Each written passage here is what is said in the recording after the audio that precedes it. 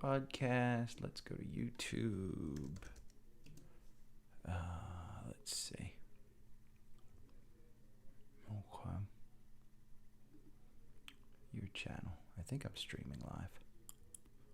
I am live. Whoop. We got to turn on our Do Not Disturb. Do Not Disturb. There we go. Okay. And I've got my podcast up here. We were just doing some scans. Okay. And I'm going to start the podcast because I only have 50 minutes. Okay. Good morning. It is Friday, September 9th, and if you were just watching CNBC, you saw Senator Rick Scott get completely embarrassed. He was on there pounding sand about how they shouldn't hire IRS agents, and that IRS agents are coming after the American people, and essentially Andrew Ross Sorkin put him in his place. It was kind of interesting. He said, hey, if you're for border agents, if you're for funding the police, if you're for law and order, why are you not for collecting taxes that are due? And Scott said, I absolutely am. I just think, harassing the American people. And he said, well, all the reports say that there's billions of dollars in uncollected taxes. Why are you for that? And Rick Scott said, well, I didn't want them coming after the people under $400,000, and I had an amendment. Well, FYI, I make under $400,000 a year.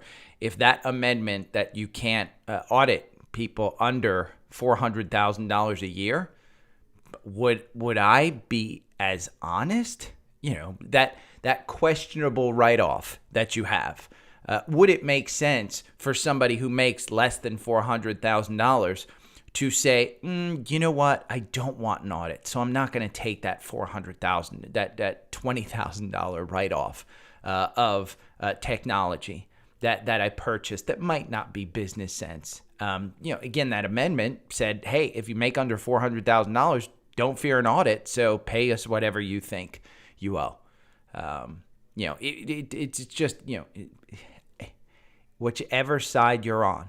And then the question was, well, if you're funding IRS agents, why are you not funding the border agents? Well, listen, the border agents don't bring money in. They cost money. Whatever you want, whichever side you're on, there's always choices that you make about what hill you're willing to die on. And I hate these politicians that come on and just bash the other side. And Rick Scott is one of them. He has done nothing to work across the aisle. Absolutely nothing. And the middle part of politics in this country is what built this country. There's a great, and I'll look it up, 60 Minutes did a great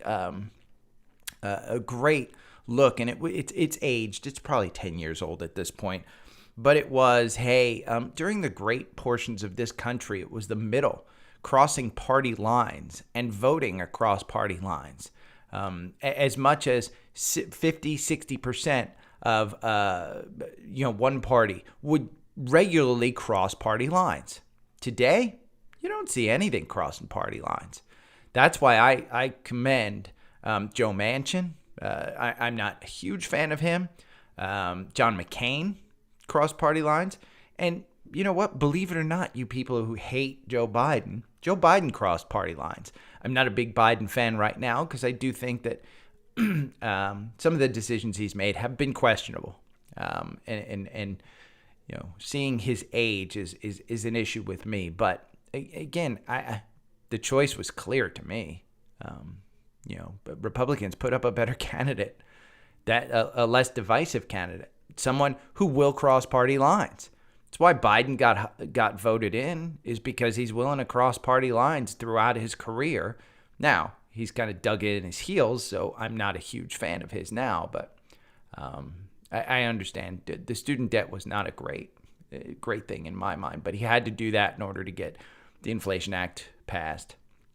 They'll never come out and say that, but he had to appease the extreme left in order to get their votes.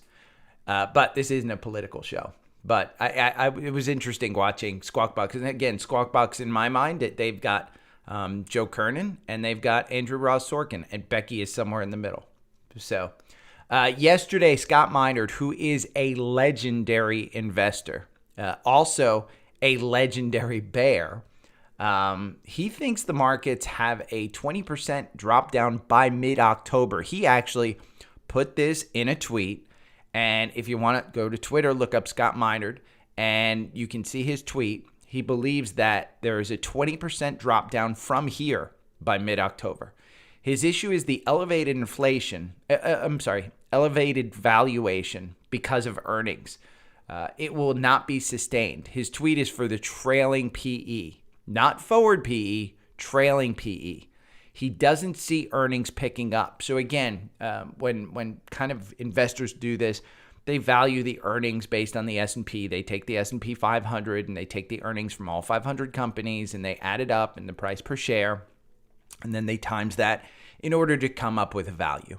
And if you see values, earnings coming down, you've got to bring down your, again, it's all calculation. So it's all about what the earnings are. So that's kind of the way they do it, and it's just a top level. He shocked kind of a lot of people. The markets were up yesterday, ironically. Let me see. Does Active Trader Pro still have it?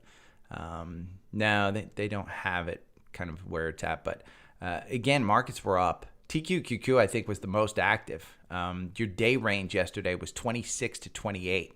So you had 10% in that move. But again, I think you're seeing, if we look at, I'm going to go and look at the chart on SPY. You're going to see, look, we were oversold. You were oversold here. Now, what's interesting is SPY yesterday had a MACD cross up and a price at $3.99. There is a gap up here. You could be going back up to the 4,000. Again, I don't want to say you will because I don't know that that's getting filled this time. This is an oversold market. That MACD happened and the RSI is already at 47. Do I think that it's going up here where it was August 16th? Let's look at a daily just so I can show you. The 4-hour reacts quicker. The RSI on the daily is at 45. So you are still oversold. But look at that MACD. It hasn't crossed up yet on the daily. Again, we look at MACD as kind of our leading indicator. It's the number one that I look at to see, okay, has the market changed direction? The MACD is about to cross up that strike line. And if the MACD crosses on that strike line, then you have a bullish signal, I should say. Let's pull this volume indicator back to the we'll go back to January since that was the high. You can clearly see that 390, and people talk about 3,900 being a floor on the S&P, and that's why. Look at that volume level. People have just gotten down there. Now, if you go down to the June lows, you really don't have a volume level that's sustainable there. You do have some volume shelf here at 380. And again, we're looking at SPY, times it by 10, and that's how you get the S&P. But I think it's just an oversold bounce again. And we talked about, I talked about this for ages, trading in this range. I do think that we're trading in this range. Now, if for some reason Scott Minerd is correct and we have a crazy 20% pullback between now and the middle of October, that is going to be an enormous UVIXI catalyst. UVIXI, you got out yesterday on the 4-hour chart. Again, I don't typically trade this on a swing basis. This is a daily trade. But UVIXI in on August 16th at 896, you're out yesterday, which indicates that we may be in for a decent rally here.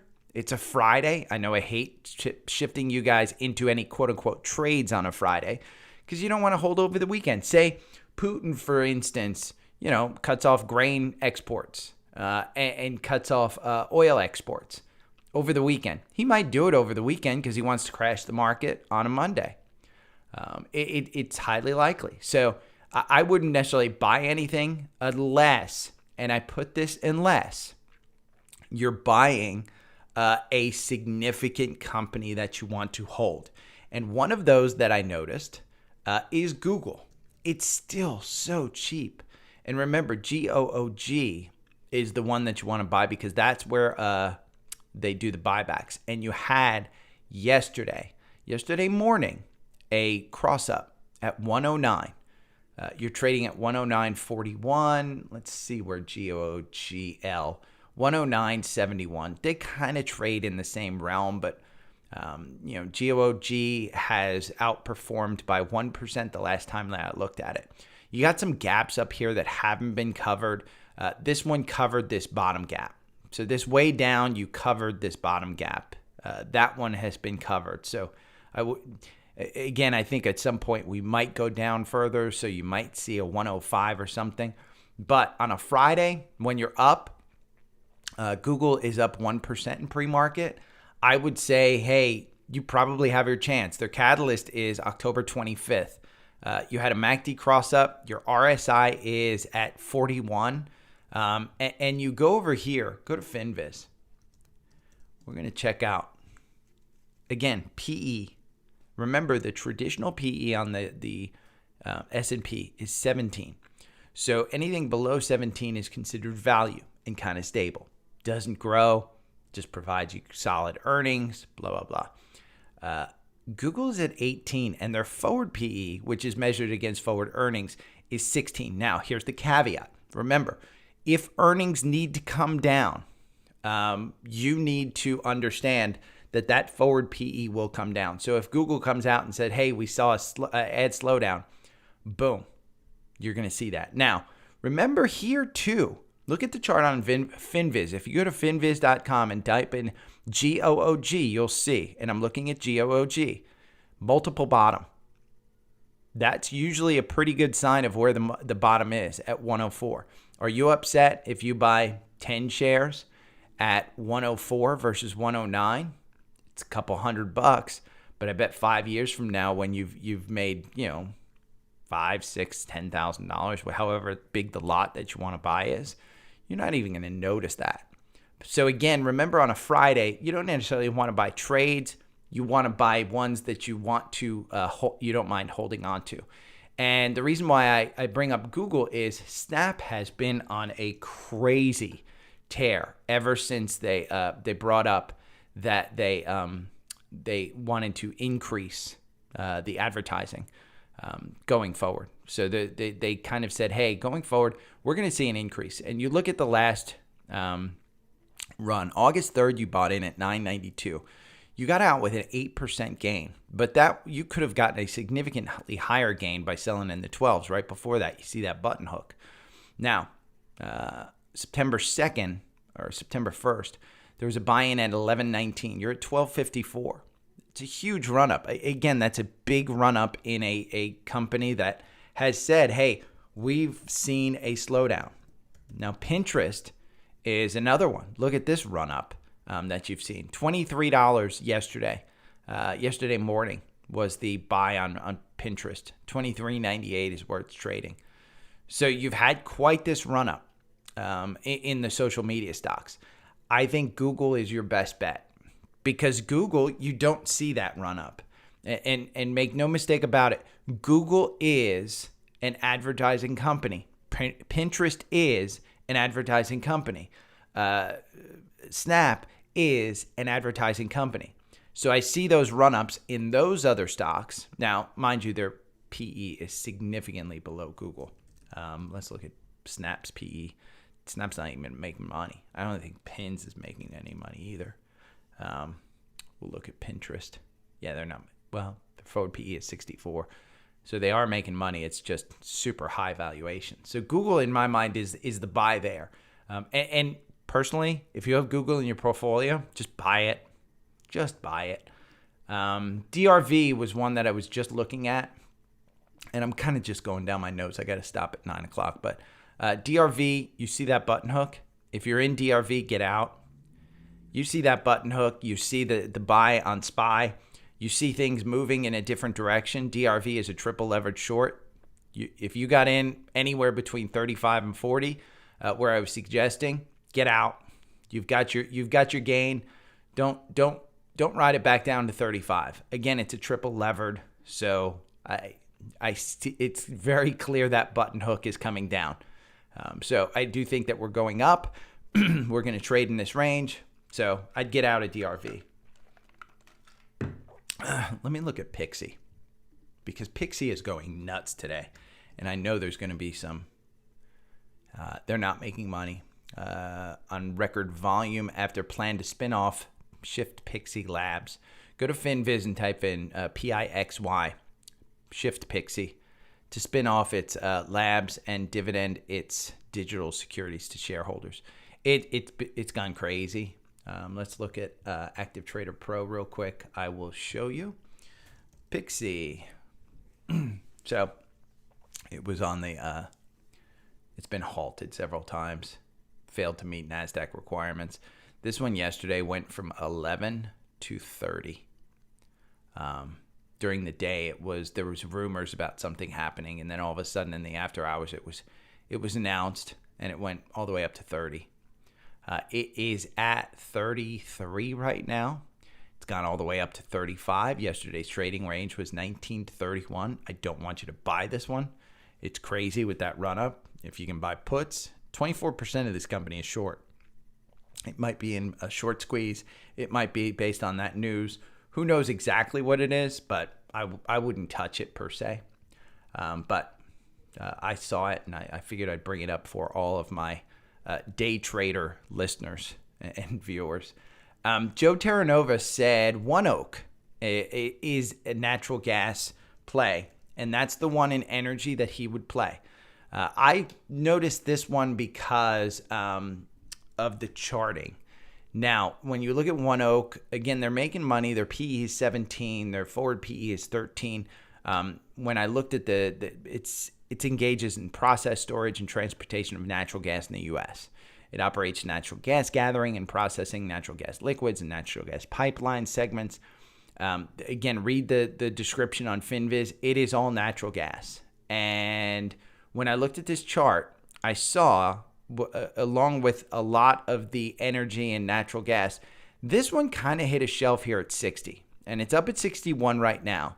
But there's a significant volume shelf and some gaps up here at around 64, 65.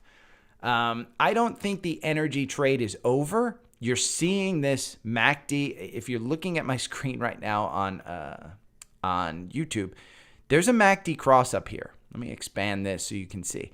It's coming. As long as this continues up with that gap up there and that cross up, I think you have a bullish signal. And if we look at the 52-week range, it's between 51 and 75. You're 18% off your 52-week high. You're 18% off your 52-week low. So I think, again, could you time this and maybe get this at about 61 and ride it to about 66, 67? That is up in this neighborhood. See that gap back here that was made in June? May. It was made in April. Right here between 67 and 69.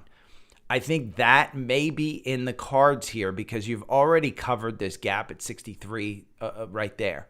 The question is going to be, again, this is a shoulder. That's a head. Are we going to create another shoulder here going down? So how far this one goes up, I don't know. But see that pattern right there? Think about a head and shoulders if you draw it.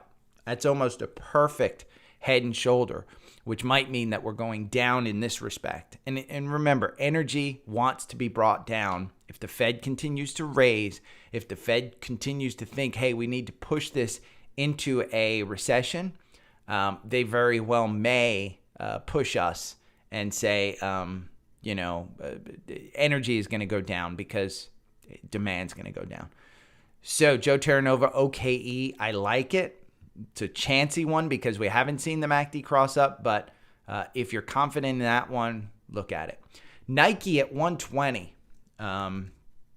NKE is the symbol. This is a mainstay. It had a cross up yesterday at 107.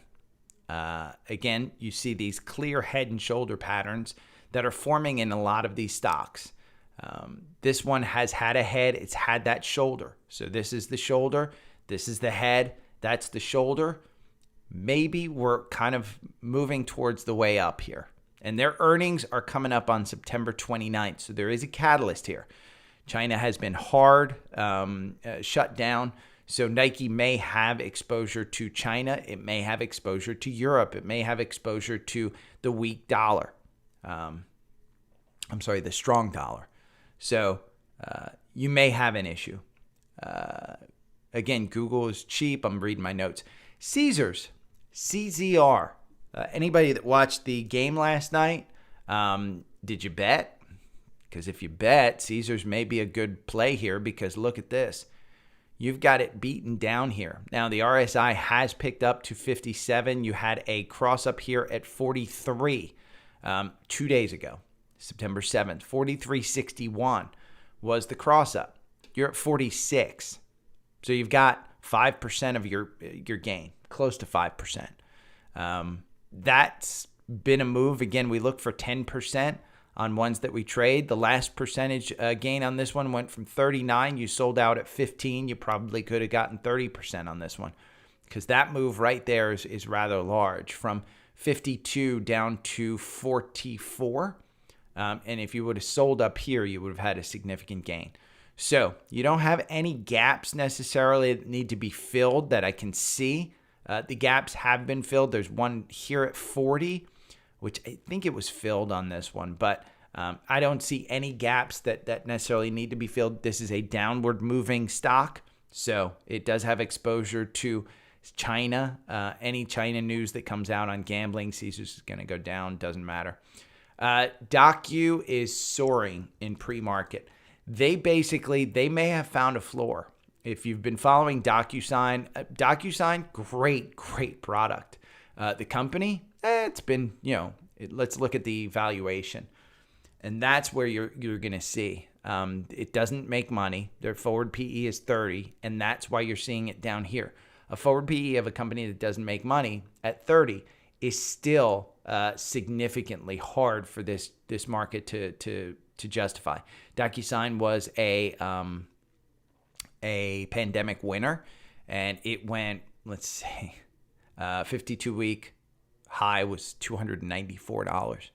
You're only 8% off your 52-week low, which was 53. You are 80% off your 52-week high. It is 61% down year to date. I believe in this company long term. The product is just too good for anybody, but there are competitors out there that are cheaper. So they've basically developed a product kind of like Zoom. Zoom was known as a verb in the pandemic, but they haven't built their business up. Microsoft came in with Microsoft Teams, and if you pay for a Microsoft operating system license, you get Teams for free. So why pay extra for Zoom? Is it that much better, a video conferencing software, to be able to see people, to be able to put filters on? Microsoft's just fine if you're getting it for free. But Docu did have yesterday a cross up here at 54. It's trading right now at 57. Let me look at Active Trader Pro just to see.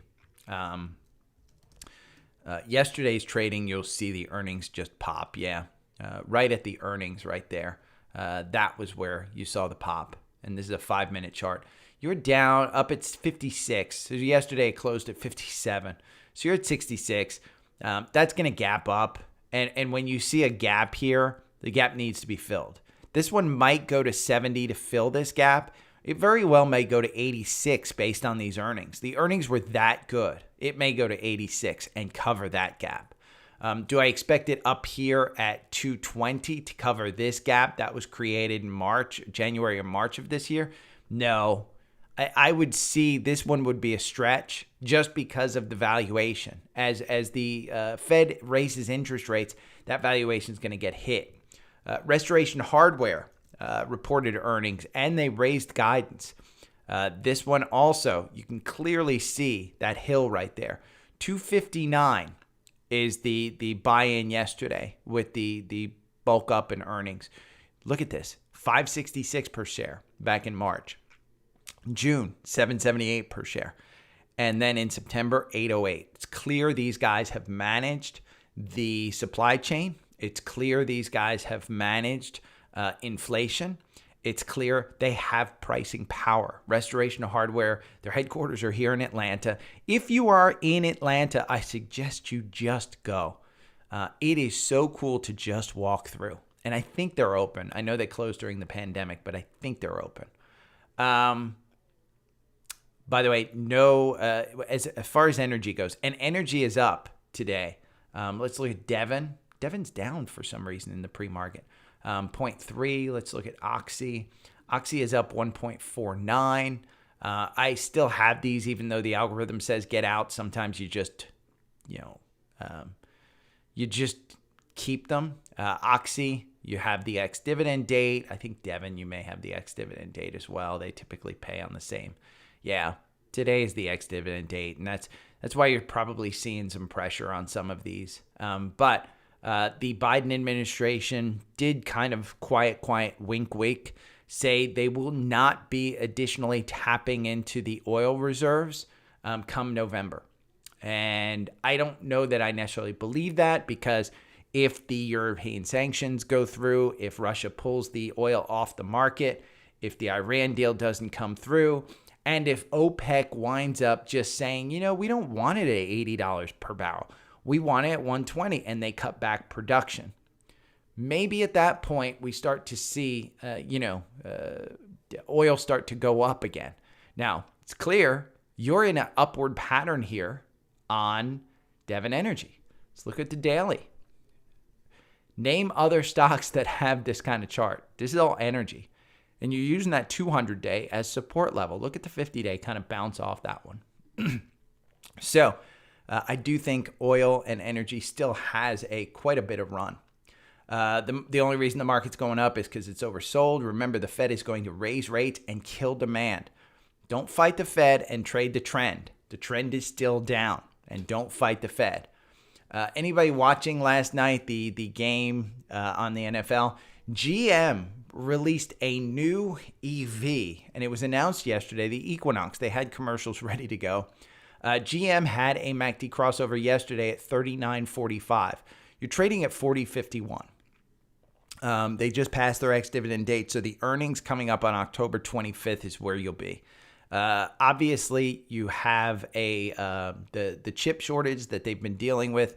You have a chip glut now, so they're probably going to take a significant gain. Remember, they wrote down some of the losses because they had to hold inventory on the last earnings, and that was back in July. This earnings, they'll probably realize more. You can clearly see a volume level right here between 37 and 40. If we take this back to, let's go back to January, where we saw some of the, this kind of slow burn. We'll go back to January 14th. There's the volume shelf up here is at about, I'd say $40.50. So this cross up here at 39, I think you could, my only guess is that this small gap here at 44, again, that's a 10% move if you buy at 40.51. But that gap right there, the problem that you have is you are buying with the RSI at 65. If the market is in an upward state, you could continue to move up. But notice that the market has been going down. And look at this one. Ever since August 17th, the market has been going down. We've seen some ticks up, but this has stayed in this range. So the question is, are we going to see a breakout of GM here? The Equinox, by the way, impressive vehicle. They are advertising it starting at below 30,000. It is, again, it's a nice looking car. I don't know which version is going to start at under 30,000. But it's clear GM is all in on their EV. Amazon and EDR. Which one is EDR? EDR is Endeavor Group, and they manage sports management rights. And Morgan Stanley just upgraded Amazon and EDR based on some of the economic features. And EDR, the reason they're going up is sports rights are just going up. I would be worried about this gap down here at 20. They don't have a catalyst until their next earnings, which is quite a bit out because they just announced their earnings on August 11th. You can see 34 cents per share, 29 cents per share, 29 cents per share on your screen. My guess is that this trading range is probably between 20 and 30. I think this level right here at 30. So if you buy here at 24, the buy-in was September 6th at 23.28. You've seen it move up since then. I think you could get something in this. I'd rather see you in Amazon, to be perfectly honest with you. And the reason I'd rather see you in Amazon is because I think they're going to greatly benefit from the NFL this season, Thursday Night Football. I think it's going to be a streaming win for them. You have probably another Prime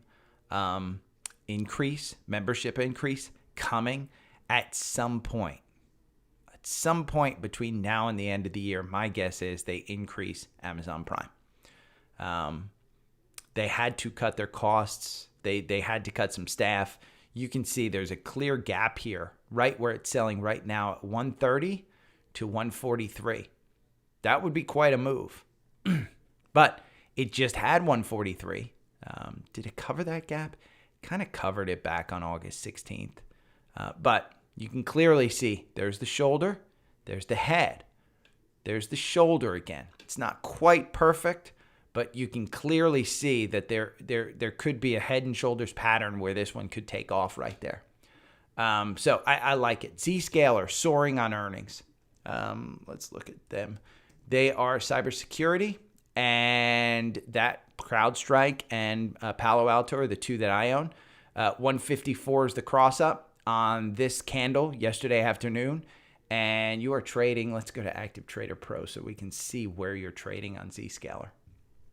ZS is the symbol. And I think they're one of the largest. Palo Alto is the largest, but Zscaler is the biggest growth, I think, one. You're at 177. So look at that. You're way up here. So you're covering this head and shoulders completely. Let's look at Zscaler. I'm going to look at Zscaler. Their PE, the forward PE is 148. They're not making money. That is compared to CrowdStrike, which I believe is number 2. Their forward PE is 94. And Palo Alto, Pan W, is 47. So personally, I'd rather see you buy the largest one, which is Palo Alto, Pan W, at 47 forward PE. But Zscaler raised their guidance. They said they're doing well. You're paying for that, and it's at 148. But do they have growth in them? They are 58% off their 52-week high, whereas Pan W is 14% off their 52-week high. So Zscaler, you're probably paying lower for the ability to just move higher. And that's essentially what it is. So crypto, FTX buys into Skybridge. Anthony Scaramucci and Sam Bankman-Fried were on CNBC this morning. It was clear Scaramucci was with his tail between his legs. He needed money. There were people pulling out. So Sam Bankman-Fried again saves another crypto.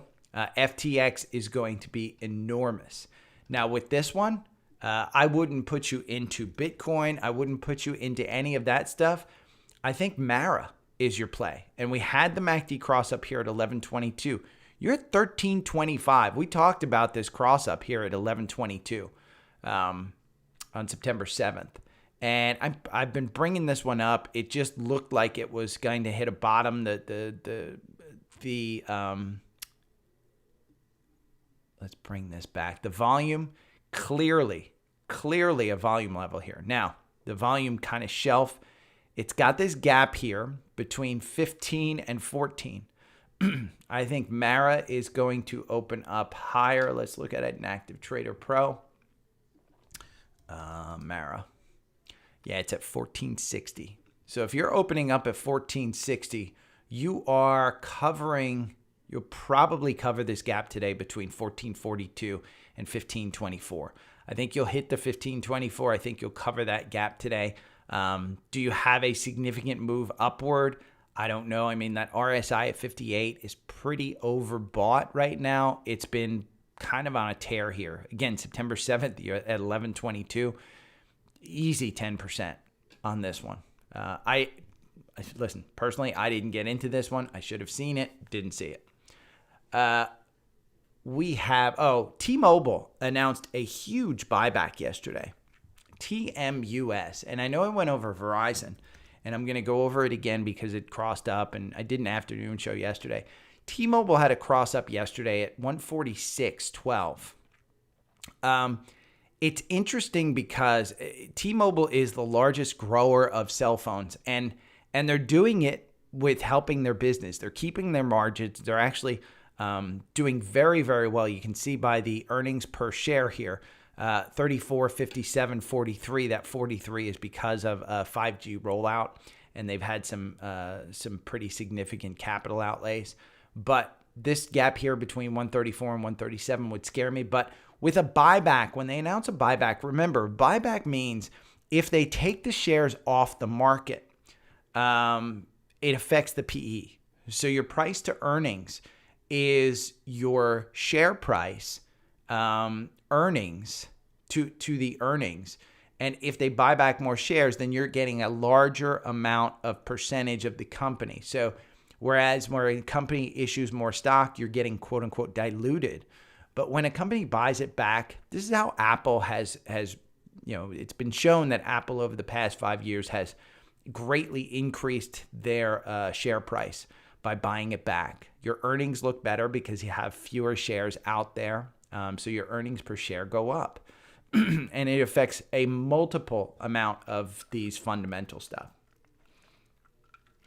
So I wanted to look at that and make mention that T-Mobile did have a cross up. And if you're a T-Mobile customer and you like the service and you like the price that you pay, buy the stock. And it's been clear. Let's go back to a daily on TrendSpider on this one. If you have purchased the stock this year, it's been an unbelievable gainer for you. In January, you were trading right around $100. You're at $145. It's a 50% move. So you've made 50% in a market that is down 30%. That is a crazy good deal. And again, if you have T-Mobile service and you like it, buy the stock. I think it's a little overvalued here. Let's look at T-Mobile. TMUS. PE of 106. And again, you're paying for that. It's expensive. Let's look at Verizon, which is, and I got to get a ad blocker on my thing. Verizon, 8. Again, look at this. Verizon has been losing subscribers. They're launching their home service, blah, blah, blah. But AT&T is even worse. AT&T is at 6. So T-Mobile might be a little bit too expensive, but if they start buying back stock, if they're running their business that good and they continue to show growth, that's going to be a huge one. Art from Instagram wanted me to look at Vale, V-A-L-E. This is a materials company. Together with its subsidiaries, produces and sells iron ore and iron ore pellets for use as raw materials in steelmaking in Brazil and internationally. We talk about the other big iron ore company, and it's mainly here in the U.S., Cleveland Cliffs. So if you look at Cleveland Cliffs, their description operates as a flat-rolled steel producer in North America, offers carbon steel products, hot-rolled. I thought they did iron ore. If you're doing anything with steel here in this country, Cleveland Cliffs is the one. And you can clearly see on FinViz, by the way, there's no analyst coverage of Cleveland Cliffs. Cleveland Cliffs, the latest article is from Zacks. Cleveland Cliffs sinks as the market grows. You can see clearly at this 17, it's hit its bottom back in July at 14. It's been floundering here. My guess is that you're going to start to see it move up. But again, that's if the market goes up. But Vale is an interesting one. If we look at Vale, their PE is 2.95. Forward PE is 4.27. They are 40% off their 52-week high of $20. They are 12% above their 52-week low of $10. It's trading at $12. The analyst, the most recent downgrade comes from I2BBA, and their market price is $15. There was one upgrade in June from Jefferies, hold to buy, and their price target went from 17 to 24. But since then, there's been two downgrades. Exane BNP Paribas, which is probably a Brazilian company, put them down, outperformed to neutral, but didn't give a downward price. The only one is that I2BBA, which put the price at $15. Now, the most recent articles is that Vail gains but lags market. Vail looks to leave nickel setbacks behind with growth plans. You can read those. I don't know too much about this industry. I do know that basic materials and industry metals and mining, both those industries are hurt as a recession hits because they're considered commodities. And commodities will typically, just like oil, get hurt because demand goes down. But let's take a look at the chart and run the algorithm to see where we're at on this one. For art.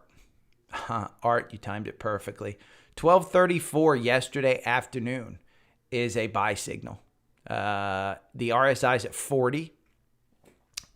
This asset, the performance on the algorithm, you make 10% over 500 candles. So remember, that's 500 trading days. It's 1,000 candles. So it's 500 trading days. You make 10%. If you would have just bought and held the stock, you would have made 5%. Your average win is 14%. So for that low a percentage gain, you're actually winning at 14%, but it's a low number. 31 positions, you're winning 9 and you're losing 22. So you want to make sure that you pick the right one. At this 12 level, look at this. Ever since July, you've been in this trading range, probably between 10 or 11 and 14. At 1234, you'd have to get to 1350 to make 10%. So that would be a run from here to here. And I do see a volume shelf up here where you might see, the problem is, and this is the problem with me telling you, yeah, this is going to be a trade.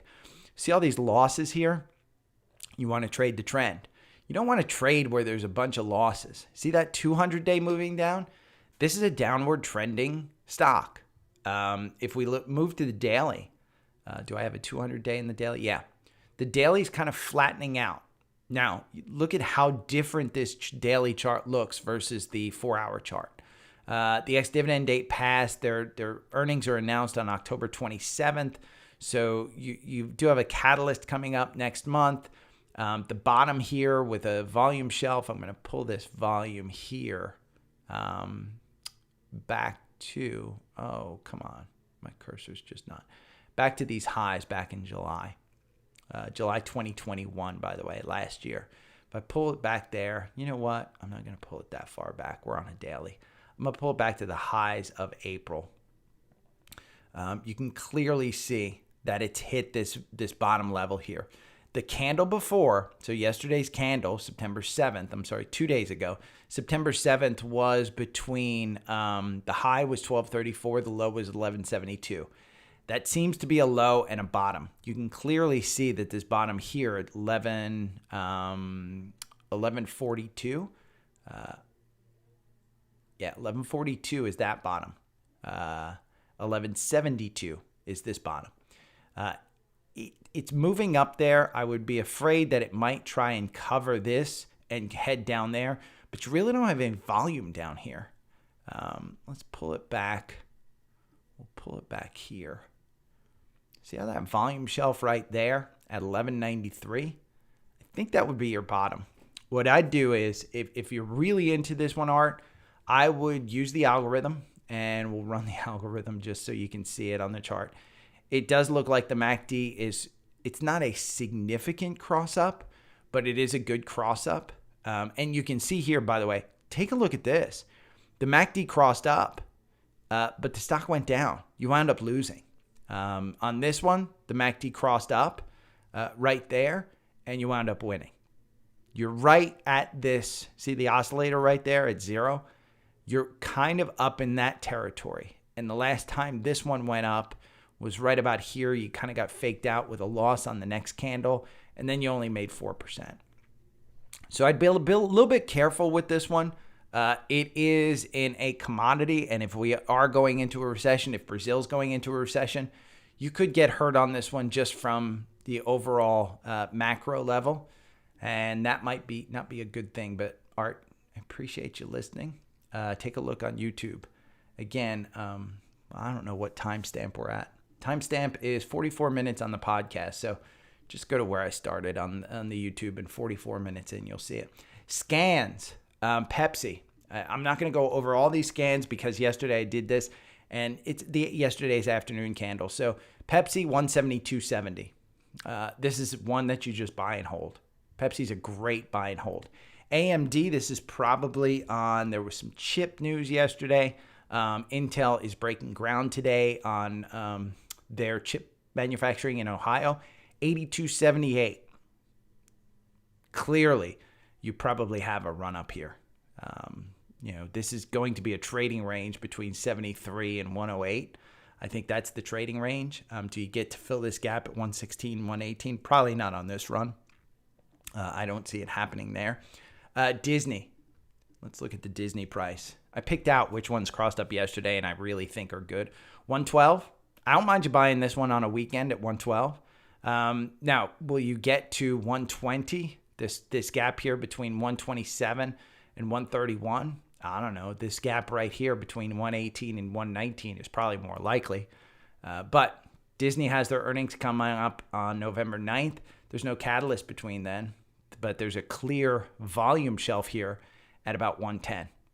So downside, I don't think there's much downside. Verizon. We talked about Verizon and T-Mobile announcing Verizon is competing against T-Mobile, but they have hit, it looks, every time I think this one's hit a bottom, they seem to go lower, but this MACD crossed up. The RSI is down at 31. I think it's just oversold. Oversold. And October 6th is the ex-dividend date. It's a pretty good dividend. So you could hold on to it for that dividend. Their earnings are October 18th. I personally am a Verizon customer through Visible. If you need a cell phone, look at the tree link and sign up for Visible service. I've been super happy, and it's $25 a month.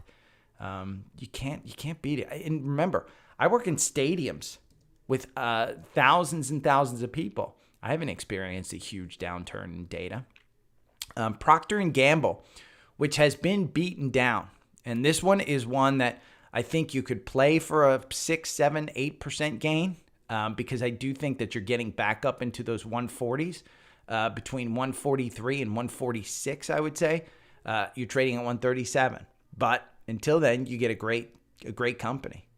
So there's your scans for today. It's a Friday. Trade the trend. Be careful. If you're going to buy on a weekend, on a Friday, and you're going to hold it, I would buy Google. I think energy hasn't been played out. I think you can play any of those energy names.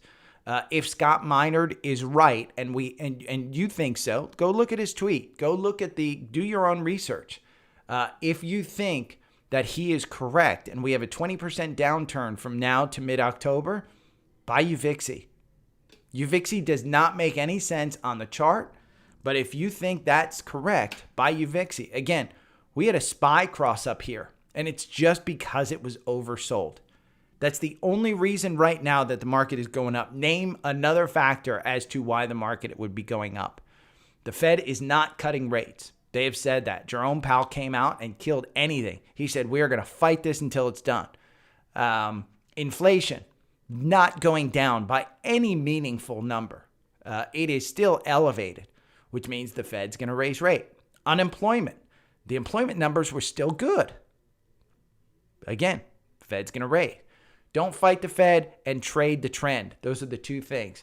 Have a great weekend. I will talk to you tomorrow.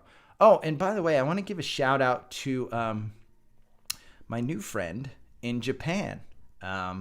We've been talking on Instagram, She is a listener. Yumi. I wanted to just give a shout out to Yumi because she brought back all my favorite memories of Japan, where I went on semester at sea. And since she's a boomer like me, if for some reason you have kids or you know kids, because I do this all the time, semester at sea. Semester at sea is something that just Google semester at sea. Go and look at that program. If you have kids, tell them to go on this program.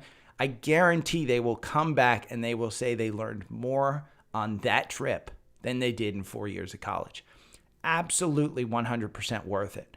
Take a loan, do whatever you need to do. Get some, work on the ship, get some tuition assistance like I did. Again, it's super, super popular.